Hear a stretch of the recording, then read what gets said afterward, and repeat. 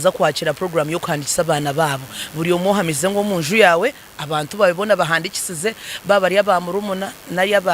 abamuganda batwaro bahandikise kikuru no kugira ngo muine obuzare obweshagama. Yes, anshonga y'abantu abo bona endanga muntu zabo zakwire nara zagira kwaho amatekana gagira ngo umuntu endanga muti yana brema ameza abiri urazo munira oshabe bagariza busyenda nga muntu yawe so endaga muteza hwireho nezagire kugira ki kwaho ozo munira no twarenda nga muntu nkuru yeje yonka tokushashura nangwa 10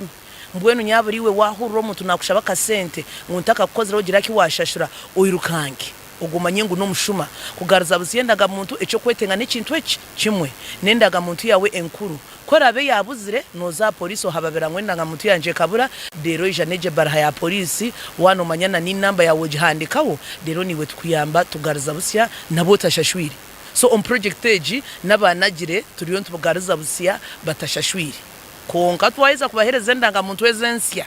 government ezeresire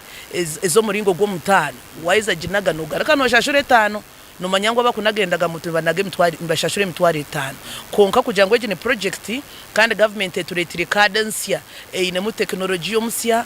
olmo kwatamisho